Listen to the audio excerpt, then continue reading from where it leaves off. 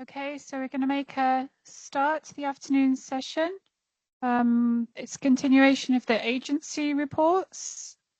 And the first presentation is Veronica Lance from NOAA STAR. Go ahead, Veronica. Okay, good afternoon. Thanks, Anne. Am I coming through okay? Yes, you are. Great, thank you. Sorry. Okay, good afternoon, everyone. First, thanks, Erica and the organizers for accommodating the virtual presentations here. Unfortunately, couldn't be here, and even more unfortunately, many of our core team members were not able to attend today. We'll see what happens later in the week. This update will be on the NOAA Enterprise SST. I do want to mention, though, that inside of our STAR science team, the A and the R is applications and research. My fault for not including a few slides on the geopolar blended, but we are integrating the level 4 and the level 2 and 3 together inside of one science team at NOAA. So you will see the science R&D from the university partners, Sanju and Andy, and I look forward to being more organized and formalized with some slides in the future to have those in here. The rest of the slides are focused on the enterprise algorithms that are applied to the NOAA satellites and also apply to other satellites as well. So that's the AXPO level 2 and level 3 that we'll cover here.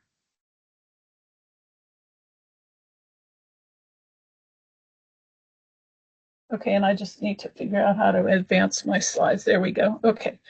The geostationary, new GOES geostationary went operational at about on 7 April, and currently we're running the AXPO version 3.0 at STAR. That is being, you've already heard from Shaquila, being transitioned to the formal operational processing in the NCCF cloud. But in the meanwhile, we are running it best effort and on STAR, and we are distributing the data best effort through a couple of different channels, including PODAC. Well, PODAC is not best effort distribution, but it's best effort at the processing level. And we also distribute it through the NOAA Coastwatch outlet.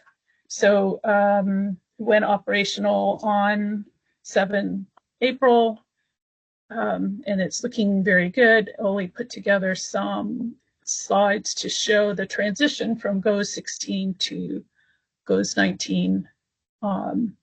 It's very relatively close in time, small jump, but within all of the within all of the operational parameters, and so it was declared preliminary. We probably will do another validation run and look at the coefficients, after we collect a little more data. But right now it's running well and is on its way to being transitioned to the formal operational data feed through Shaquila's OSPO. For VIIRS, we have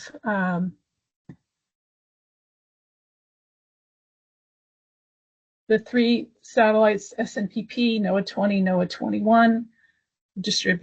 We run the level 2P and the level 3U. That has also been, that's the next, we're currently running on operations the version 2.8, and that will be transitioned to the 3.0. The new products, the level 3S, S is for supercollated, polar orbiting, combines the 3 sensors, and that's in the afternoon, combines the 3 VIIRS sensors. So you get better coverage, and it's part of a suite of the 4 per day supercollated products.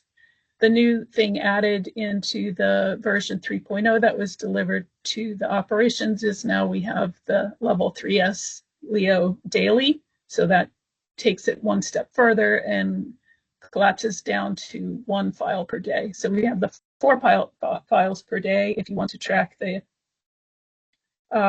intraday heating, and if you just want 1 file per day, we've sort of collapsed everything to make that easy for users. It's something that the users really have requested, and I'm going to say that in the best effort distribution, there were a few interruptions, and we had quite a lot of complaints when that product disappeared. So we know that people are using it. So here's a little visual about the coverage. So here's a NOAA 20 L2P coverage, a nighttime overpass, the L3U nighttime overpass, and then the super collated nighttime with the multiple VIIRs after the overpasses, and then after you combine the day and night full day coverage from all the files going in, including the AM from MedOp, you get much more coverage. So here's a level 3 that has very few clouds at the end of a given day.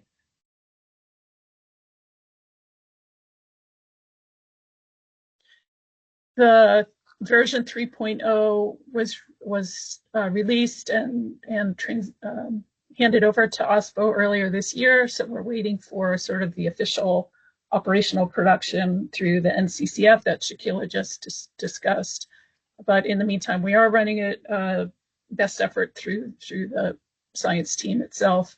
The big news is the Clear Sky mask has been improved such that it's reducing some of that overscreening in the dynamic regions. So things that were being blocked out before are being let through. So I don't know if this will help some of William Skirving's problems, but we can talk about that later.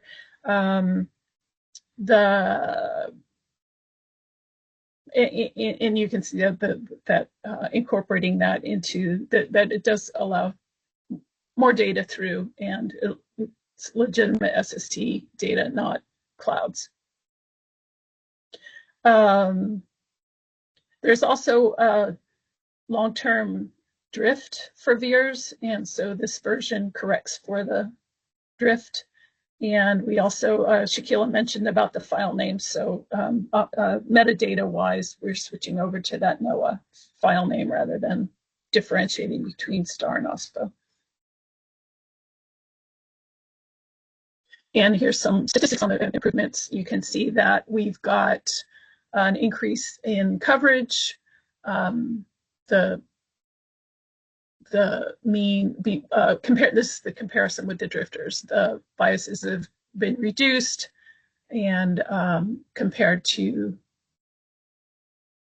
the version 2.8 to the 3.0. And Oli has a poster on this for more details.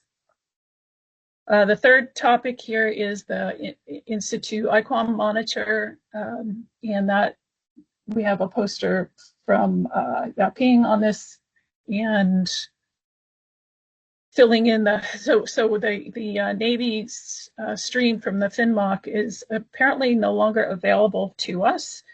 So we've switched over to the ICOADs and the CMEMs for the sources, and that has been filling the gaps and proceeding. There may be a technical glitch with the serving of the IQAM right now. I got a complaint on Friday that I haven't been able to investigate yet, but we will, hopefully later this week, we will get things back on track. For the next set of priorities, we will have for GOES 19. We'll do an update later way later this year or early in 2026 for the coefficients, and we'll send the data to PODAC, and eventually we will send it to the NOAA and CEI. And this is the last satellite in the GOES-R series. For the VIIRS, that should become operational this year as well, as Shaquila already talked about, and we'll get that running. The other thing is that the science team has gotten the okay to go ahead and work on the MTG EDSAT third generation and incorporate that, apply Expo to those data for the FCI. And we will also work on the METUP second generation. And as that comes, as the data become available at NOAA, the level 1B data are available at NOAA. I did want to also mention, so Ole's got a poster, Yaping's got a poster. I think Victor has a poster for the geostationary. I didn't mention that. And then also Boris has a science talk on the VIIRS data later in the week. So hopefully that will all pan out. And I look forward to talking with you again next year as we kind of get things restructured here in NOAA a little bit. And if it's not me, it will be my subsequent, my succession, but SST is support at NOAA, so we will keep going. And thank you very much for the opportunity to talk with you.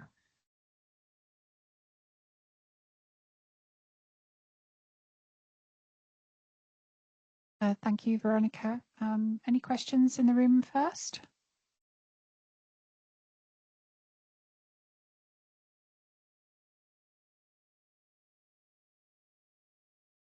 Jorge, you have a question? Yeah, thank you, and thank you, Veronica. Just one quick question. I'm sorry if I missed it. You mentioned the increase in the number of retrievals. Is that because of the application of an AI approach to cloud masking, or?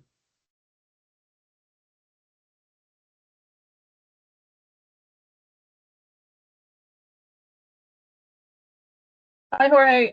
Sorry, I couldn't find the unmute button. AI. No, I don't think so. We're talking about using it, but I don't think he used an AI method for that. More, Okay. statistical. Okay, because I mean that sounds great though, and increasing the number of and based on your comparisons, they were all valid retrievals, so that's wonderful. Thank you so much. Yeah, I honestly, probably if Ole were here, he could give you a lot more, and I'm happy to I'll look up the answer to that question, because I'm kind of spread a little thin, and I'm not thinking too clearly at the moment. So give me a minute, and I'll get back to you on that. Thanks. Okay, Sorry. thank you. Yeah, I'm asking because I just think this whole issue of clouds masking and improvements is going to be so huge for the future in high resolution. Thank you. Yep. Yes. Thanks. Okay, so we'll move to the next presentation. Thank you again, Veronica. We now have Danielle Carpenter from NAVOCEANO, also online. Danielle, you can share your screen. And please go ahead when you're ready. Okay, thank you, Anne. Mic check, you guys got me?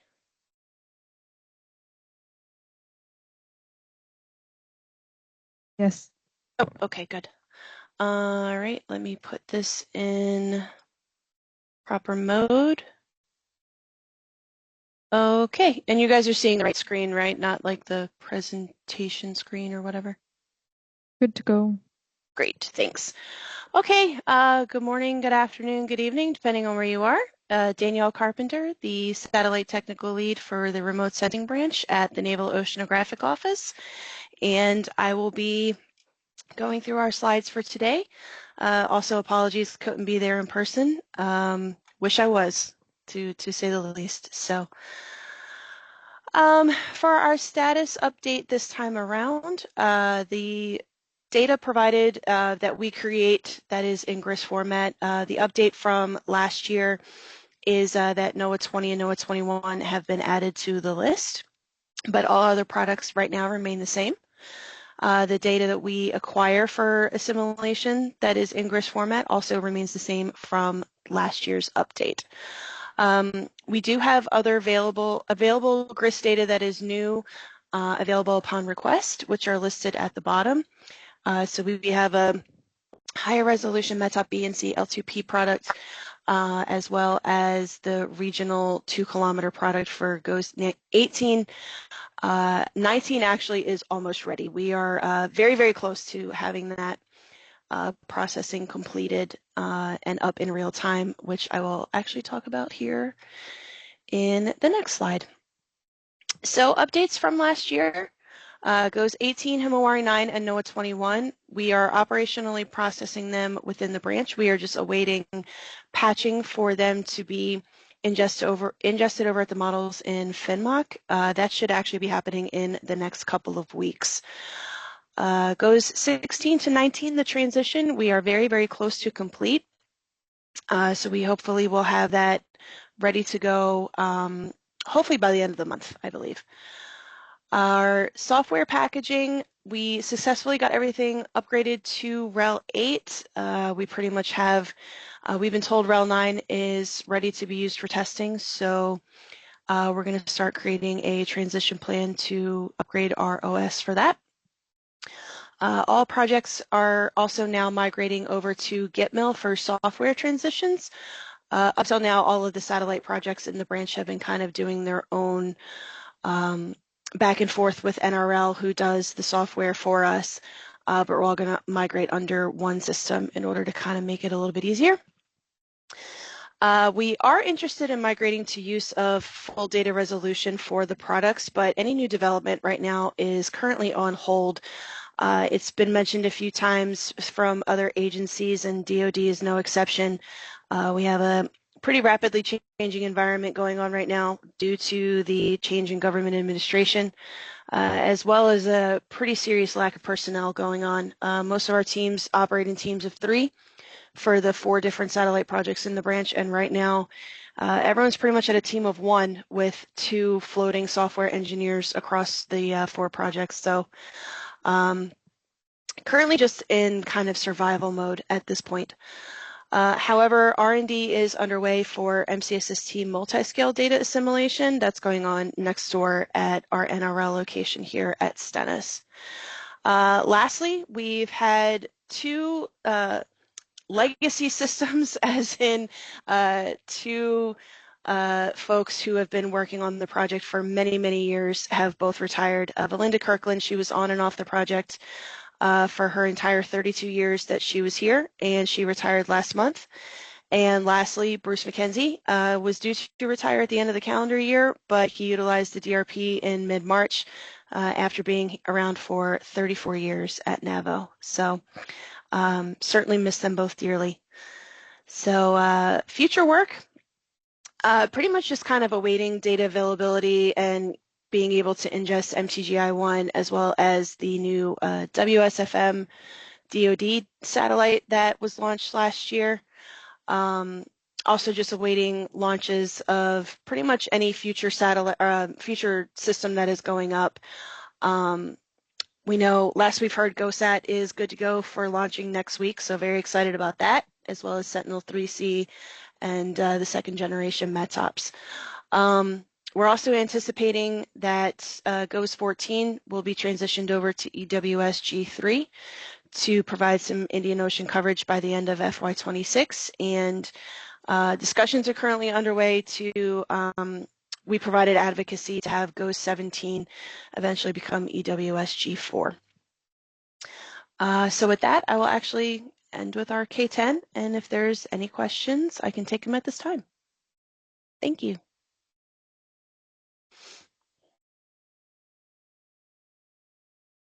Thank you, Danielle. Any questions?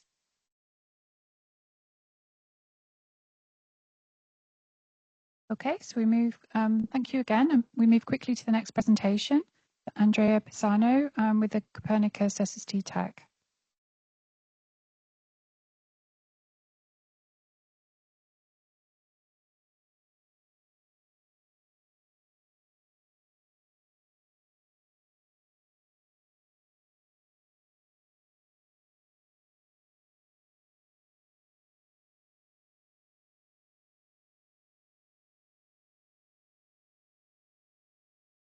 Hello. To go ahead. Okay, thank you. Good afternoon. I'm Andrea Pisano from CNR, the Italian National Research Council, and currently leading the Sea Surface Temperature Thematic Assembly Center, which is the subject of the present of this presentation. This presentation focuses on latest updates and future plans within the SST TAC. Let me first give you some context. The Copernicus Marine Service is the marine component of the European Copernicus program that provides ocean monitoring and forecasting services, delivering a wide range of ocean essential variables covering the blue, white, and green ocean. Data are derived from models by the so-called monitoring forecasting centers, MFCs, and observations including satellite and in situ data from the TACs, thematic assembly centers. So the SST TAC is the element of the Copernicus Marine Service in charge of the operational provision of global and regional SST products. Basically, this TAC bridges the gap between space agencies and end users by providing operational high-level, level 3S and level 4 indeed, SST products for the global ocean and the European regional seas, including the Mediterranean, Baltic, Black Seas, as well as part of the Eastern Atlantic Ocean. SST data are provided in both near real time and designed for operational applications such as data simulation and as multi-year climate data record designed for climate analysis. Most of the data sets provide daily nighttime SST averages, but hourly data are also available. Well, as of today, the SST catalog provides a total of 26 products, 14 year real time and 12 multi-year, also called reprocess, plus 12 SST ocean monitoring indicators. Each product is identified by a unique number and a DOI. In December 2024, the SST TAC consortium composed by CNR, IFREMER, DMI, and Met Office secured the next service contract, which will cover the period from 2025 to June 2028. This TAC is under continuous evolution, and for example, in December 2024, we added 2 new global level 4 multi-year products, namely ODC multi-year and C3S level 4, the product introduced by Jacob. This is a product brokered from C3S, which is the Copernicus Climate Change Service. I recall you that since 2023,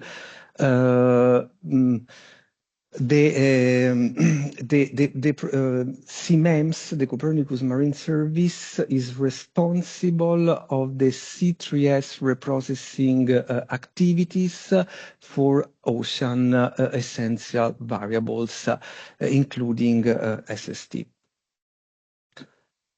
So what about the evolutions planned for the next 3 years? Well, we decided to invest in the 3 following areas: artificial intelligence, exploitation of ultra-resolution missions for coastal application, and ingestion of passive microwave data into the regional SST products.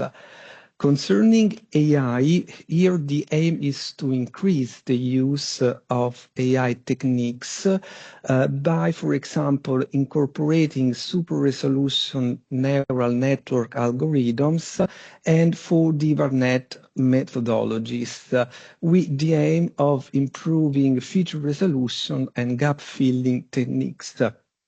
Last year, we successfully implemented super resolution into the Mediterranean SST product.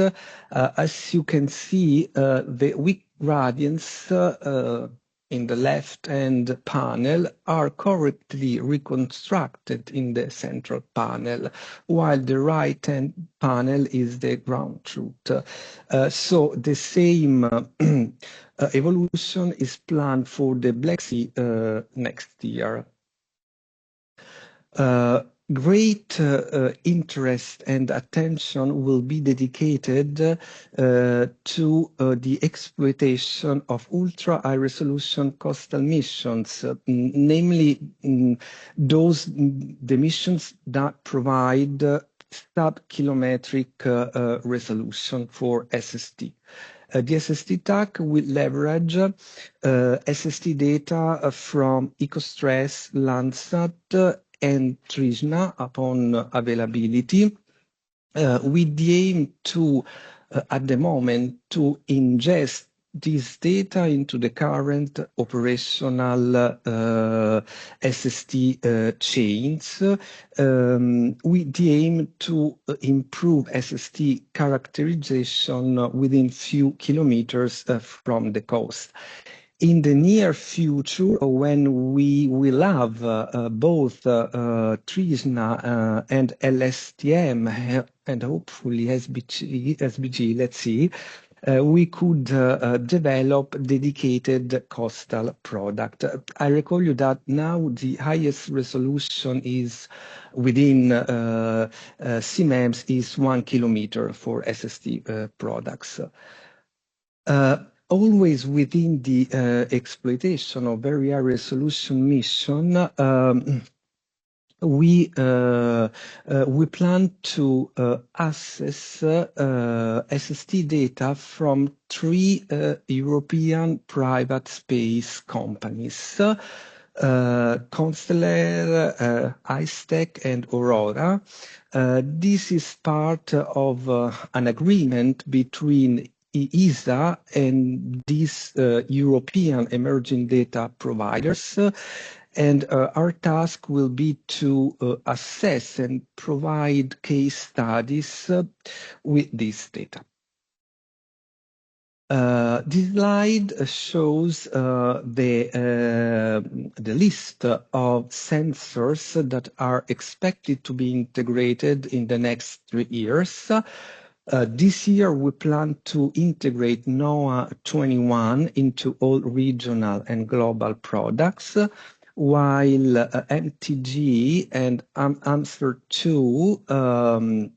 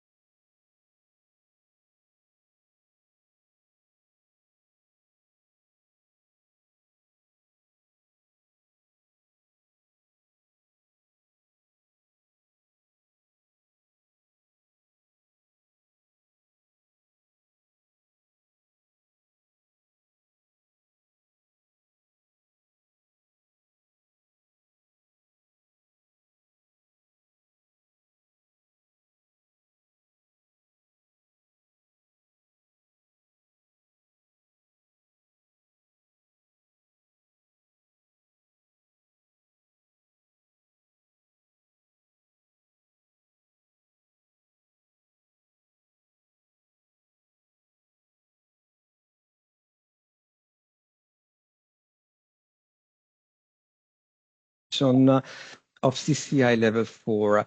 The aim in practice is to convert the current CCI level 4 data that provide SST at 20 centimeter into a foundation SST so that to align with the Ostia family products.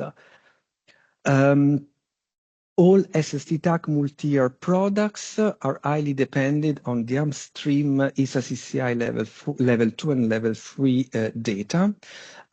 We completed a full reprocessing based on version 3 of ESA CCI in December 2024, and a full reprocessing is planned in 2027 based on the availability of the version 4.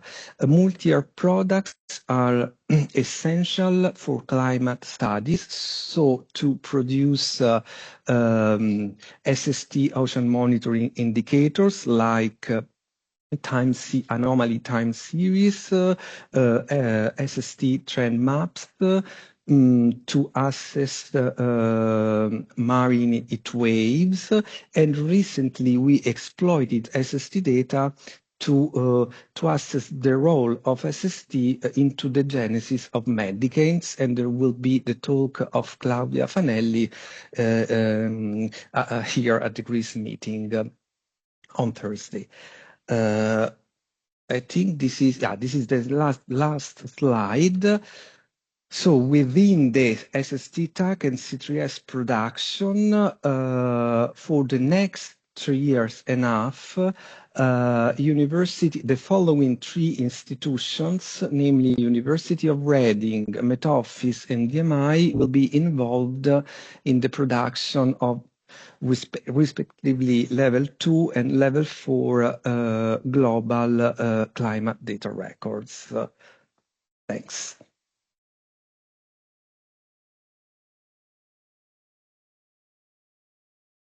Thank you, Andrea. Any questions?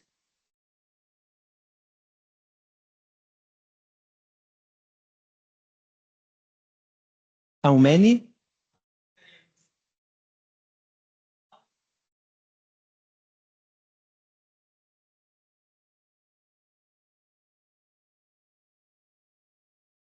Sorry. A kind reminder, if you have a question, please speak into the microphone. Can you go back to the LSTM slides where you have shown LSTM model?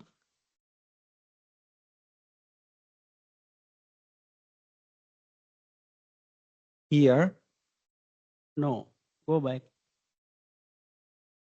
Yeah, here.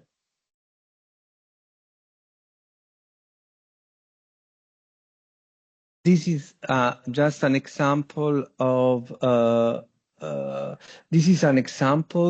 SST retrieved from EcoStress on the right-hand side, and on the left-hand side there is the acquisition masks. Oh, okay. I got it. Actually, learning model, long short-term memory. Okay, no problem. Okay, thank you, Andrea. We'll move on. So the next presentation is Misako Kachi from JAXA.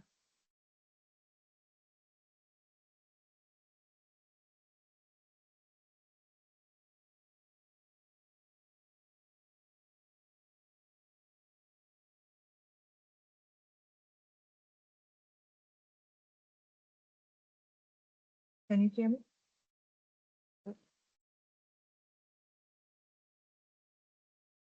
Oh, no. Okay.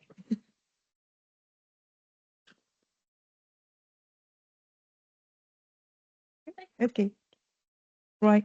Sorry for waiting. So, hi everyone. This is Misako Kachi from JAXA Observation Research Center. Here's my colleague in JAXA, and Eri is is working with me for the answer series, and Hiroshi Murakami is working for the GRI, GCOM-C GRI is the optical instrument for the SST, and Hideyuki Muramatsu is working for the data, connection with the data GRIS portal. Okay, so here's the I can't see the title.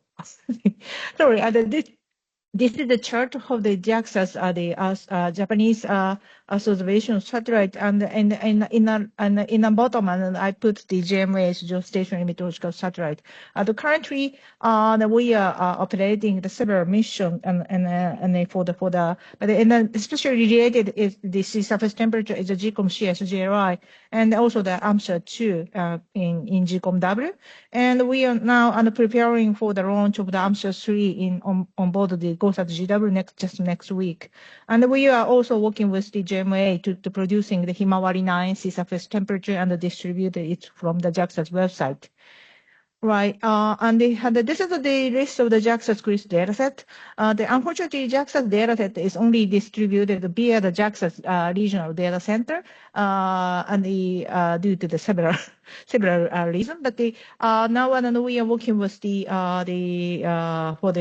preparation for the distributing the data, connecting the GRIS data portal, and I will explain this one later. But the gray shaded is the mission completed and no more update for the product. But in GCOM-W AMSA-2 is currently at the version 4.11 as updated April this year.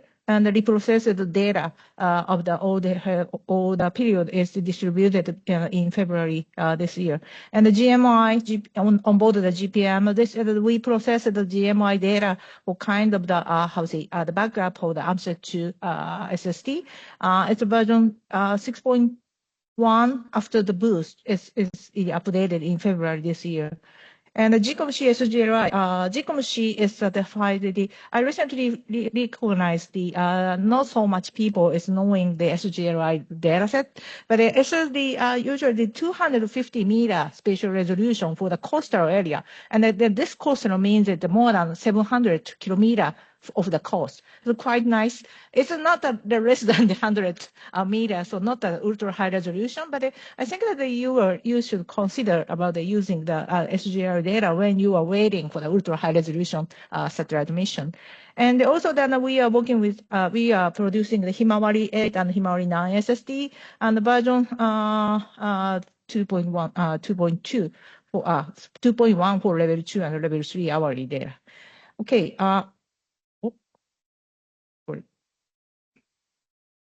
All right, so this is our data set in the GRIS format, GDS format is distributed from two sites. The one is the JAXA Himawari monitor for Himawari SST data, and the other product, AMSA-2 GMI and SGRI and all the passive microwave data set is distributed from the JAXA's GRIS server.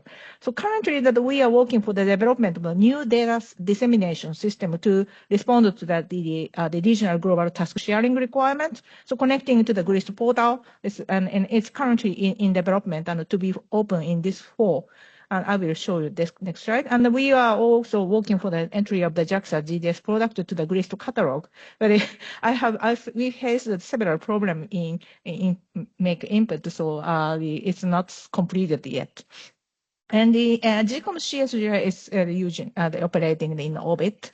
And the Himawari 9 SST, in response to the SST retrieval error related to the satellite zenith angle, we are introducing a new calculation method, the SSES, single sensor errors, the specification, so which was given as a function of the probability in a previous method, but the now new version is a unique value for the SSES is identified depending on the satellite zenith angle.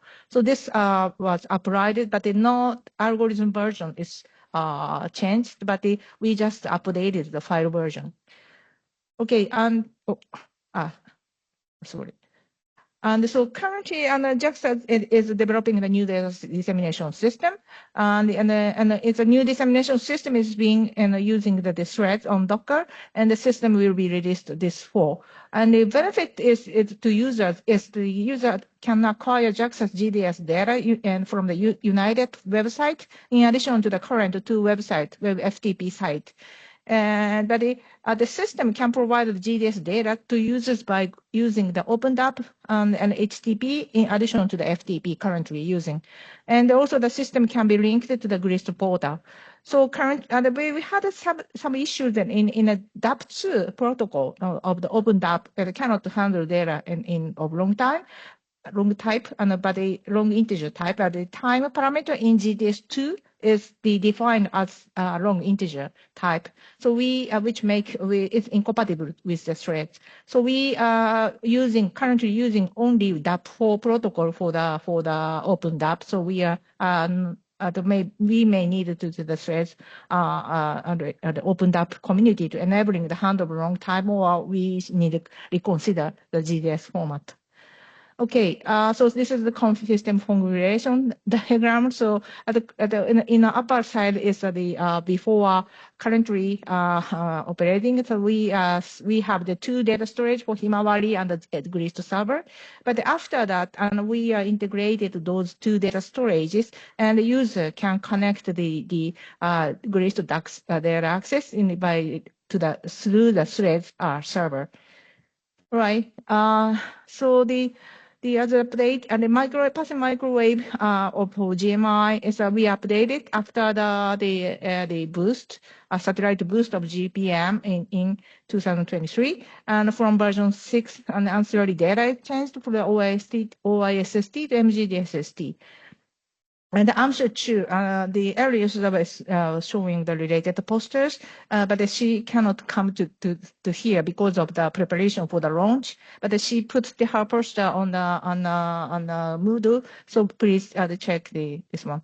And she is also we are also for the answer to the latest version 4.1 that applies to the past period data and the reprocessed GDS data is distributed. So please note that this reprocessed version 4.1 was not distributed from the JAXA's usual original data server G portal. This is only special for the GRIST server.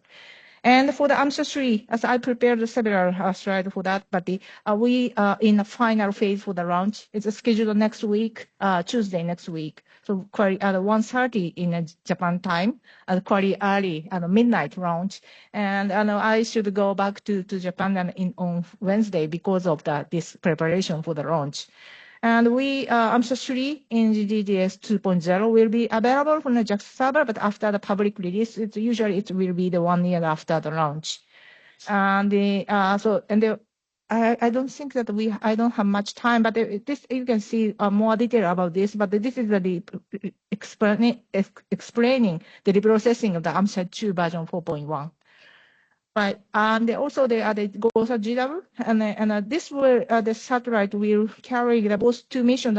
One is the AMSAT 3 for the water cycle observation, but also for the TANSO 3 is a greenhouse gas observation mission. So this is the kind of the mixture of the 2 missions, and because of this, satellite altitude is slightly lower than the AMSAT 2, so 666 kilometers, and the recurrent day cycle is 3 days. So it's so maybe that, but we are the local sun time at the ascending node is the same as the GCOM-W. So we wanted to continue the observation local timing. And so this is the GOSA to GW satellite at the Tanegashima Space Center in May, and we had the kind of press briefing. You may see I was inside of within this person, but you can check which is me. And but it's in the cream room in JAXA Tanegashima Space Center. So you may see this one is the answer 3, and here is the TANSO 3 satellite, TANSO 3 instrument, and this one is the opposite side. This satellite antenna, 2-meter antenna, is stored and for the rocket fairing. So and after the launch and we release the satellite from the rocket, and the antenna system is deployed. And then start checking. After the checking, and it's rotating the 40 RPM, right? So this is the schedule of the AMSA-3. So we had this meeting in May 20, and we had the press briefing at the Tanegashima Space Center. And now we are launch window is 1:33 to 1:52 for Japan time on June 24. So we have the backup launch period for the after that and until July. And after the launch, we have maximum 2 day for critical operation. So fix the satellite position, deploy solar battery paddle, and deploy the AMSA-3 antenna. And initial checkout operation, usually almost 3.5 months after the launch. And we will check out the function and the performances of the satellite and the satellite system and both mission instrument. And then after the initial checkout, we plan to release the early data to the users, the partner agencies, and the principal investigators. And after that, we will have the initial calibration and the validation operation until the 12 months after the launch. And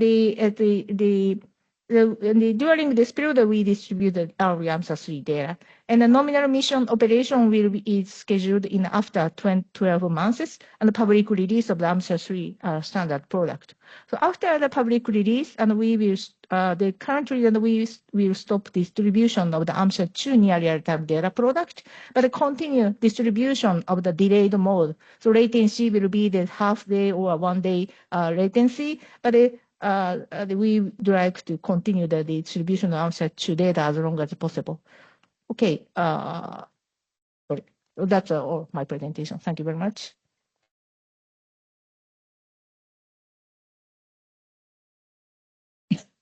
Thank you, Misako. Yeah. Yes, sorry if I missed the information, but for AMSA-3, is it the same orbit as AMSA-2? Or? It's a slightly different orbit. The satellite altitude is lower than AMSA-2. So, and the recurrent day is AMSA-2 for recurrent day is a 16 day, but it's for the AMSA-3, it's a 3 day. Okay. So slightly different, but the local observation time is same. Yeah. Yeah, really good news about Thank you. and good luck with the launch. Thank you very much. So we'll move on to the next presentation. Now we have Simon Proud from ESA.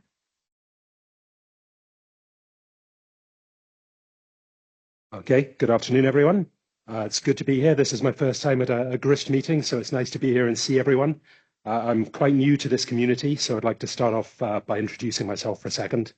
So I work at the European Space Agency in the Netherlands, and my job is to work as a mission scientist for Sentinel-2 Next Generation, and together with Paolo Cipollini to work as mission scientist for Sentinel-3 Next Generation, which is the one most of you are going to be interested in. So I'd like to thank Paolo for putting together these slides. Because I'm new, I don't have all the information, and Paolo has very kindly put together the slides for me, give me a little bit of background info, etc. But that also means that I don't have all the information in my head, so I should be able to get through these quite fast, as probably most of you know more than me about the subject just now, which is, I guess, the point of me coming here and kind of getting familiar with everything. So I'll present a brief update from the agency side. This one, I'm sure most of you are familiar with, the Copernicus missions. At the moment, we have Sentinel-3A and B in orbit. They're both working very nicely, but are reaching towards the end of their operational life. So as you've already heard, all goes to plan. Next year, we will launch Sentinel-3C, and then a couple of years later, Sentinel-3D to continue the data record. In the longer term, getting into the mid-2030s, we'll replace the current generation of Sentinel-3 with Sentinel-3 Next Generation. And unlike the current generation, that will be split into separate missions for topography and for the optical components, so ALCHI and SLSTR. And then as well as that, we have some other missions which you're probably interested in, LSTM and SIMA, which you've heard a little bit about already. And I think for SIMA, there's quite a few presentations later in the week as well. I should also say for Sentinel-3 Next Generation Optical, there's a presentation by Paolo on Thursday about that one. I've got a little bit of information in these slides, but Paolo will go more into the detail. Okay, so if I can get the clicker to work, there we go. The current generation of Sentinel-3, as I said, we've got A and B in orbit, C and D on the ground, getting ready to launch. We're hoping, as Anne has already said, to launch C around October time next year. Of course, that's still fairly flexible.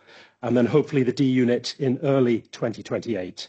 But that very much depends on launcher availability, getting all the contracts signed, all that kind of thing. In terms of 3C, the instrument is ready on the ground, so SLSTR is ready, but we're thinking about changing the plan a little bit. So C, SLSTR-C, was calibrated quite a while ago during COVID, whereas D was calibrated more recently and was given a full calibration. So the C unit is now back at RAL Space for a full calibration, and that means we may switch it around. So on Sentinel-3C, we may launch SLSTR-D. That doesn't imply there's any problems with the instrument. It just means we think D is the better calibrated one. So it's, of course, good to launch that first, finish calibrating C, and then launch that on Sentinel-3D. That will, of course, cause some problems from the users, as we're going to have misaligned notation on C and D and all that kind of stuff, especially for spectral response functions, etc. So we want to keep you all updated on that. And this is the current plan. If it changes, of course, we'll let you know.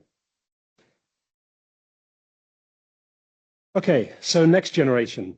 This is much further into the future, mid-2030s. Again, it's going to have an ULCI type instrument and an SLSTR type instrument, which with an amazing degree of foresight, we're going to call A ULCI and A SLSTR, so just the advanced versions of the current ones. I'll leave A ULCI to Paolo later in the week, but I'll give you a few details about A SLSTR. So before I move on to that, though, I want to say that we're currently in a fairly early phase also in terms of working with industry and stuff like that. So just now we're in what's called phase A, where we have two industrial consortia competing to build the overall satellite, the instruments, the platform itself. Towards the end of this year, they're going to submit their final proposals, etc. We'll go through those, and then we move into phase B1, where the kind of satellite level plan is a little bit more concrete. That's, of course, means we're limited in what we can do from the user requirements perspective, though, as when we get to this stage, we want all the user requirements very much nailed down. We have a mission advisory group, and I see a few members of the mission advisory group here, which is great to see. They've been very helpful in telling us what the users want, what the agencies want, etc. And that's given us a good set of mission requirements that we're now working with industry to make sure that we can build a next generation that can do everything the current generation can do, and also improve things wherever possible. So in terms of improvements for SLSTR or ASLSTR, this table you can see on the screen here gives some brief overall details.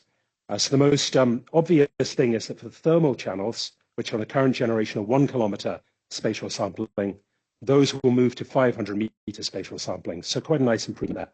And for things like sea surface temperature, the coastal regions, etc., should benefit from that quite nicely. In the visible, we're hoping to move from 500 meter resolution to 250. That's still under debate with the consortia, so that's not finalized yet, but we think we're pretty confident that's going to happen. So for things like maybe a little bit of looking at ocean color, but especially for things like atmospheric correction, that's quite nice too. You can also see we're planning to add 3 new bands. In visible, they're listed as blue, in the blue colors on the table. So a band at 0.44 micron in the blue part of the spectrum should be useful for things like atmospheric correction. And then also a band in the shortwave infrared at about 1.24 micron, which again, useful for atmospheric correction as the sea surface is very dark at that wavelength. And also for cloud screening, things like that. In the thermal, we're going to add a new band at 8.7 micron. That will be useful both over the sea surface and the land surface. Should provide some good synergy with other instruments like LSTM as well. And we ran a science study to look at the impact of new bands, which ones we should include. You can see a few results from that here. So we studied several different bands, including one at 4 micron and a few other ones as well. And we found that 8.7 micron offered the best improvement for sea surface temperature. So we won't go through all these figures on the screen here, but the daytime performance improves quite nicely if you look at the uncertainty numbers when we have this 8.7 channel. At night, the difference is there, but it's much smaller. As at night, we can use 3.7 much more easily. Now, in terms of other things going on at ESA, this is something I know a little bit less about, so I'm going to be a bit more vague on this one. First of all, the sea surface temperature CCI, that's continuing. It's been going for quite a long time now, producing some very nice data products. Some of the key improvements are things like harmonization. So if you get sensor or orbit overpass time drift, trying to correct for that. And also looking at the long-term level 1 data archives and dealing with uncertainty, which is another topic we've been hearing about today, to try and make the data both as accurate as possible and as well quantified as possible. As well, that's been kind of disrupted a little bit by Brexit. We've been hearing quite a few people mention Brexit, and SST-CCI is no exception. So that was funded first by ESA through the CCI, and then through Copernicus C3S. When the UK left the European Union, we had to stop the funding for C3S, and it was run by EOSIS, which is a UK program instead. Now the UK is back in Copernicus. It's continuing under C3S going forward. So that gives us a nice long data record, both from things like SLSTR, ATSR, and also the other sensors like AVHRR as well. A few other missions that we've got in the pipeline. LSTM, you've already heard a little bit about. This is much higher spatial resolution than SLSTR. So we're talking around 60 meter spatial resolution. Doesn't provide full globe coverage though. So it's land and also coastal waters, economic zones, things like that. But for studies of coastline, maybe some of the bigger rivers and lakes and things, LSTM should be pretty helpful. The noise, the NE delta T, is a little bit higher than what we used to with SLSTR and things, simply because it's a different kind of instrument. But I think the performance should still be good enough for some nice results from that. We also, as you've been hearing about, have a little bit about SIMA, which is a microwave instrument, so a bit of a different idea. And this will have very good overpass revisit time in the polar regions. So we should have multiple overpasses every day and can build up a bit more of a diurnal cycle as well, things like that. So that should be a really useful instrument. And on the next slide, I think, yes, there's a graph showing the number of revisits we get per day. So these yellow colors you can see up in the north and the south, we get very frequent overpasses. That's pretty much all I've got to say. So I'll finish off by saying that I think, at least, that synergy between missions and within missions is crucial. So with current generation Sentinel-3, there's a lot of people working with OLCHD, there's a lot of people working with SLSTR, and there's not so many that work with both of those together. And for the next generation, we're really hoping to improve on that, get people thinking about these two instruments as well, one instrument, so you can use both of them together, OLCHD for the good performance of the dark targets, things like that, and then SLSTR for the thermal, and also things like atmospheric correction in the shortwave infrared. More broadly, bringing in all the other missions too. So SLSTR for the global coverage, and then things like LSTM for getting into more details in the coastal zones, things like that. Okay, so thanks very much for listening. As I said, I'm new, so I'm enjoying meeting all of you, and please come talk to me in the coffee breaks or the posters, either about Sentinel-3 or about Sentinel-2 Next Gen as well. Thank you.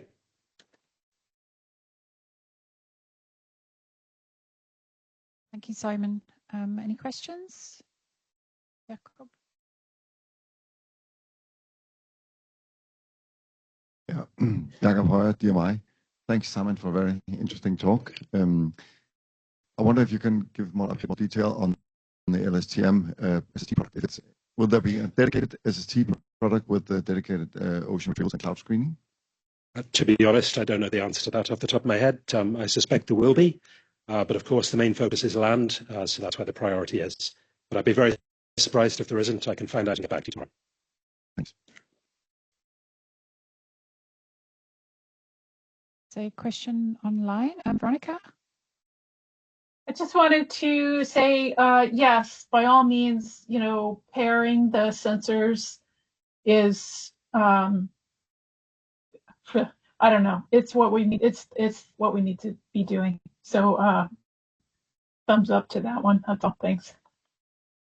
Right. Thanks for the comment. And I think as well, I was talking about the ESA Copernicus missions. That's also broader in terms of JAXA missions, American missions, Indian missions. I think it's important that we come up with algorithms that work across all of those, improve the revisit, things like that. So yeah, exactly. Sure, but having them all on the same satellite makes, like, a baby step, right? So good.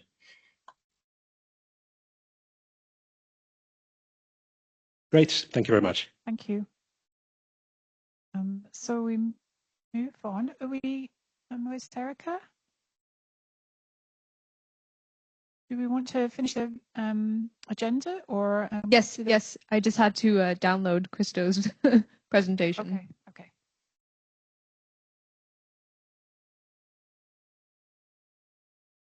Okay, so the next presentation is Christo Whittle, giving the SST-VC report.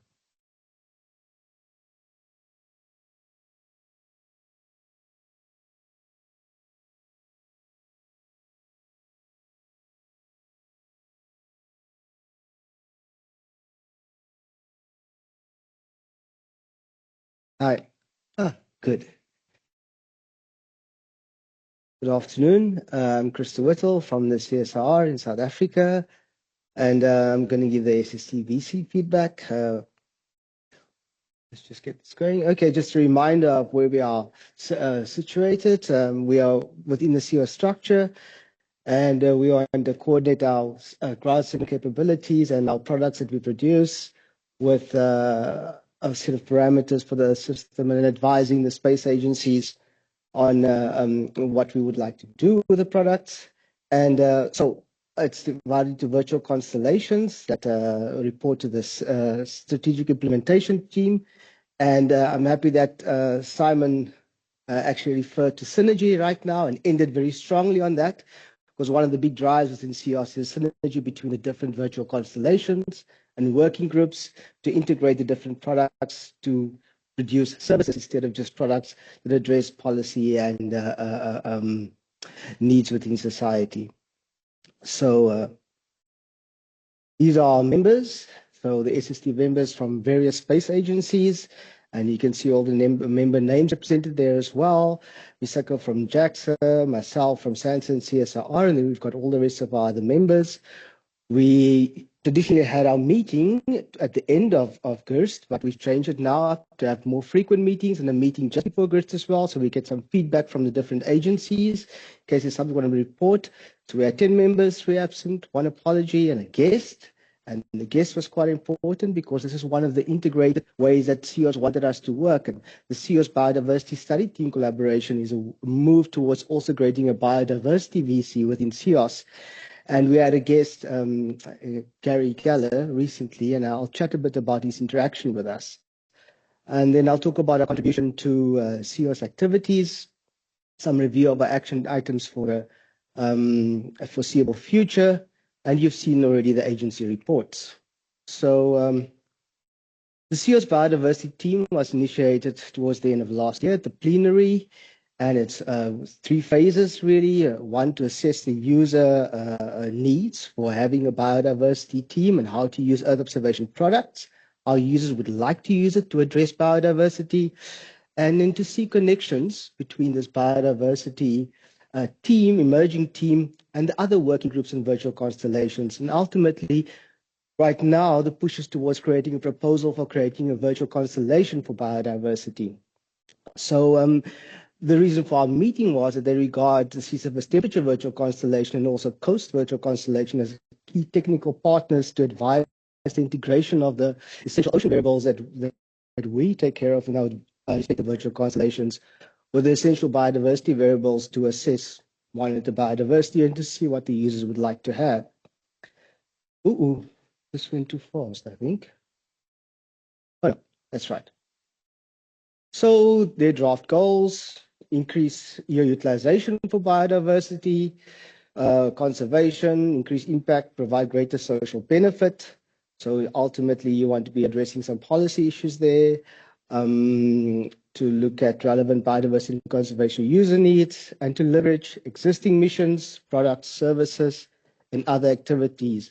So when we're thinking about existing missions, I said already, some engagement with stakeholders are required, policy stakeholders, and also there will be some capacity development needed. So once we've developed a service, how do we direct that service? What managers need to see from a service, and the ultimate people who inform managers are different. The Seascape program was mentioned and how that was developed to produce seascape maps using different geophysical products, integrating that together with a classification model to produce dynamic seascapes and looking at changing ecosystems dynamically over time and being able to monitor that consistently. And that would be something to leverage off of and say, okay, this is an example of the type of information we want to produce and integrate using the different virtual constellations. And then also the WellWatch program was another example. And then, of course, again, I was saying the consultation with policy experts to kind of produce the services that align with national and international transboundary policies, because ecosystems, marine ecosystems especially, cross borders, and need to see how we provide information sensitively to protect transboundary concerns. And then potential topics for discussion during our week over here at GHRSST. With the biodiversity team in mind is the coastal zone and high-res SST. There's been quite a focus on it recently. It was mentioned in the last talk and a couple of other talks as well. The advent of ultra-high resolution in the near future, sub-100 kilometer. And as Mr. mentioned earlier, really we should be considering using the 250 kilometer product from JAXA, but more frequently. Of course, is the coral reef monitoring already ongoing with Coastwatch. There are other products available, probably with Australia, and I know with Kenya as well. Kelp forest extent and health monitoring, seagrasses, and then looking at temperature extremes and their effects on dynamic ecosystem boundaries and species distribution within those boundaries. So now our contribution to CS activities over the last year, we've attended technical workshop and worked very closely with SST Coast on a joint statement in terms of recommendations for a coastal acquisition region or a modified coastal acquisition region when they're considering high resolution sea surface temperature or ultra high resolution sea surface temperature acquisition. Mr. will talk more about that. And then there's a continual development of the statement back and forth at different meetings. And we will be attending the workshop, at least have an SST-VC meeting before this next meeting, so we can have some feedback at that meeting and present that statement. So it's ready for CS principles when we get to the plenary later this year. And then also there's the consideration of this push to work between VCs, and one of the low-hanging fruits we observe would be the aquatic carbon roadmap with the OCR VC, and look at how the SST-VC can contribute towards understanding carbon sequestration and upwelling zones, and the error that's evident in current models, carbon sequestration models in that regard. And then, of course, we'll also have Ed as an observer on ARD Oversight Committee. And okay, so just a brief, I didn't do an agency report, so a brief report on the GHRSST and how we use the data. So we are not the producers of data directly from level 1, really. So we work with level 2 data as a minimum, which is level 3 products, combined products, which we can compare to level 4 data. And most of the data is used to inform services that we provide via either a national program for ocean information management at different levels, or a regional program through GMS in Africa. And GHRSST products feature quite prominently for coral reef monitoring, and then also providing potential fishing zones on our East Coast, and then monitoring HABs as a precursor to monitoring HABs, using it in that way. Some highlights was recently we had a artisanal fisheries workshop on the East Coast in Tanzania, and this was for our regional program within GMS in Africa. And the key thing about that, and why it was a highlight for me, is the societal impact of having sea surface temperature information directly provided to artisanal fishers, which made a huge difference between before they had the product last year and now that they have the product. They can access the zones a lot more easily. They spend less time at sea, so it's safer for them. They can guarantee better catches, and this improves their livelihood. And then also creates a comfortable use of technology through an app development with a partner in Tanzania. And that was a very successful meeting. It also involved different levels of society, the artisanal fishers, local governance within the town, monitoring the fisheries and the catch, and then also at a higher level within government. And then our data is also being used at the moment to look at validating the high resolution hydrodynamic models, and also playing hopefully a key role at some point in the simulation. And I think that is it. The action items, right? So we've got some action items for our VC for the next foreseeable future. We have been looking at the terms of reference, and we've been encouraged to reduce the scope of our terms of reference to actually state it more succinctly to conform with what the other VCs have. And we have to update the mission figure. I've been looking at the presentations from our various agencies, and there's quite a lot of information in there that we can use to update our mission figure, and then provide these updates to Erica, and then contact the OCR VC. And there's a new roadmap that's going to be released pretty soon, version 1, and we want to be able to work on that with them, and then collaborate with Coast First VC and others on the future of ultra high resolution SST. And that's it from us. Thank you.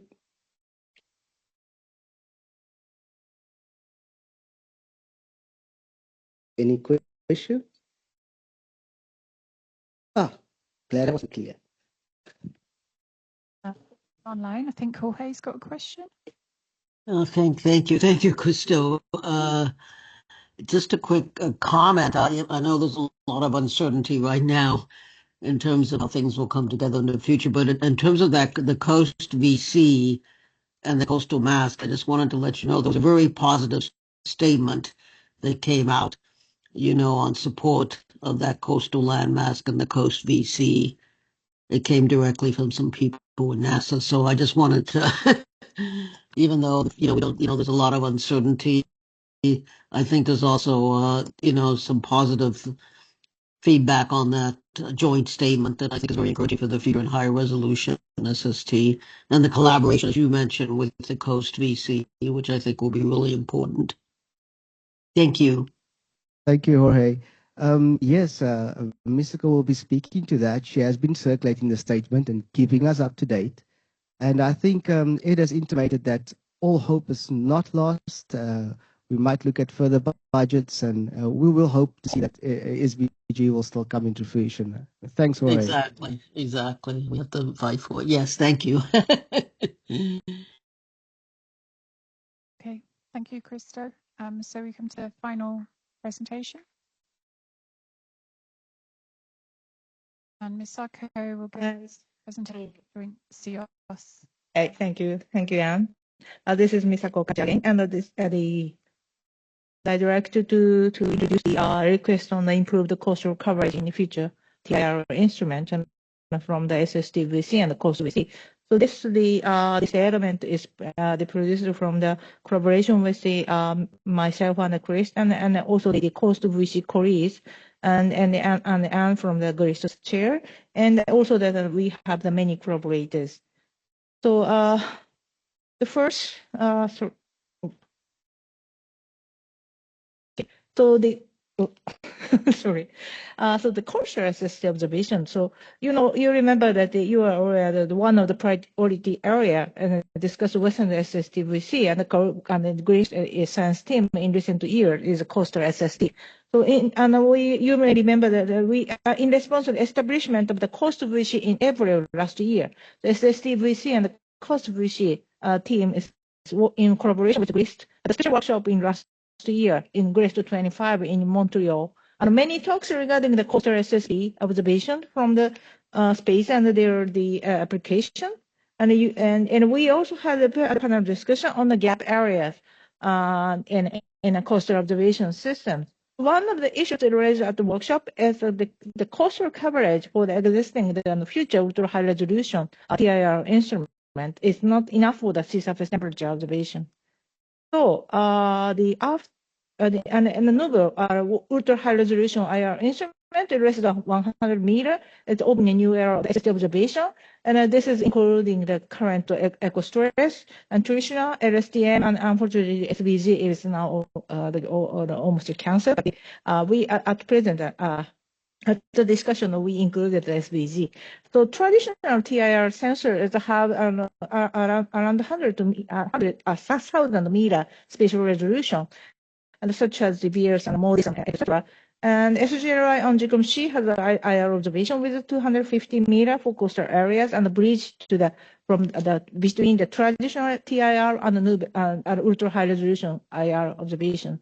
The eco stress shows a large improvement in resolving the coastal sub-mesoscale. It is filament and tire signature, and it is also critical for the LC coupling in the coastal regions. So,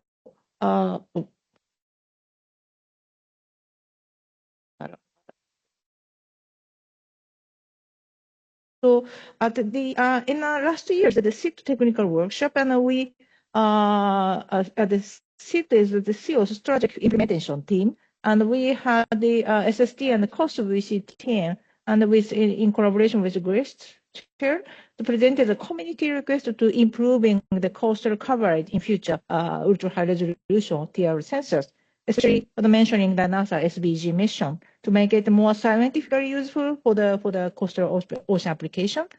But at that point, as action was assigned to liaise further with the member agency on these issues, especially with the SBG team.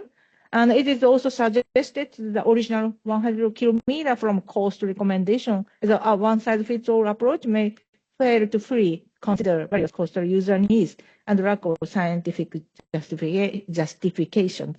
So, in response to this action assigned, we had a meeting with the NASA SBG team, but at that point, we increase of the coverage in for the SBG. It is not available. And we also had a joint presentation with a traditional scientific meeting in November. And also to ensure the coastal coverage distances, the recommendation in scientific base, we combined a series of the discussion on the 6th conference during the from November to March period, and inviting the subject matter expert to advise on this topic. So list of the expert is included in the rest of the slide. And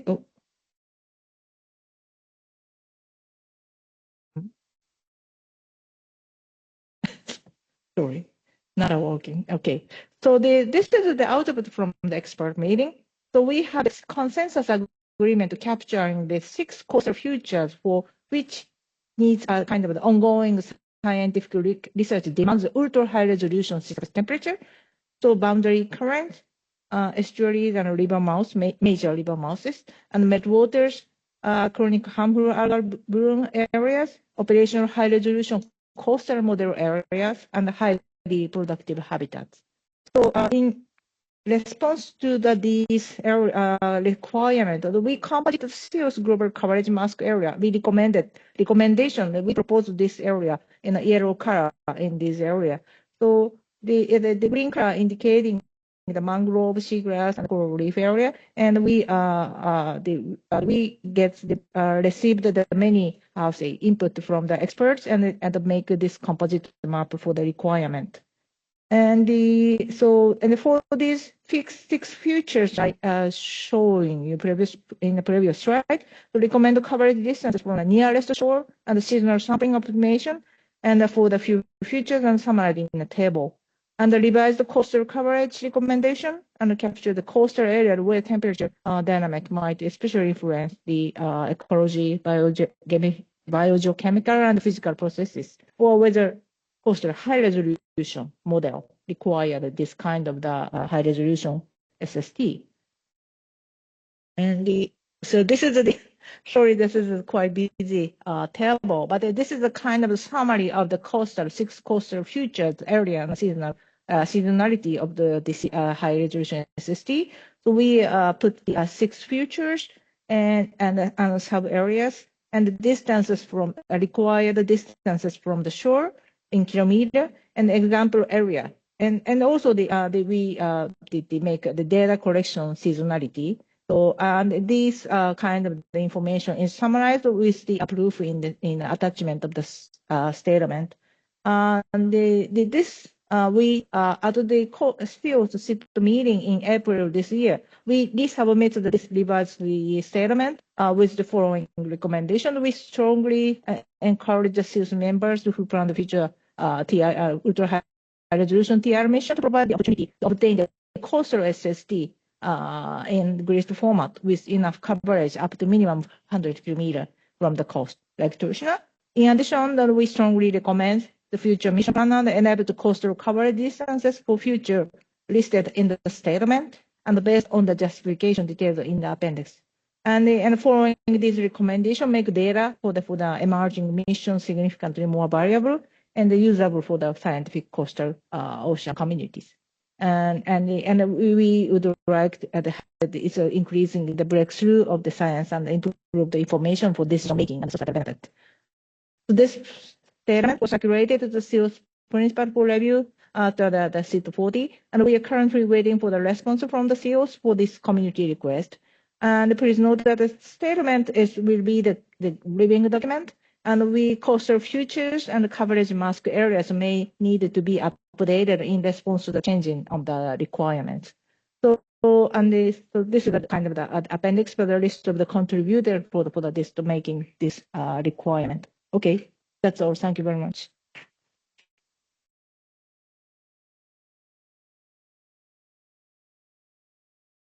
Thank you, Misako. Any questions? Chris?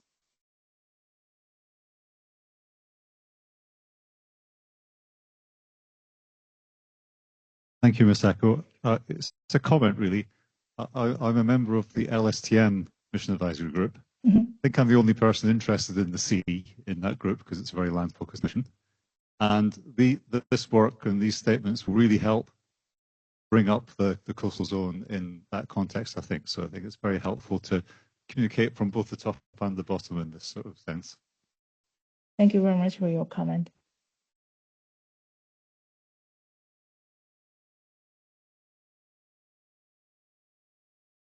Simon Pride again. Just to follow up on Chris's comments, I have actually just sent your slide here to the LSTM team to try and persuade them to move the coastline boundaries a bit further. So that was very useful. Thank you. Thank you very much. It's quite, how to say, we are happy that if this kind of how to say, summarize, it will be contributed to the future mission. Thank you very much. Thank you, Misako. So that brings this session to a close. Unless there's any last questions or comments to any of the presenters?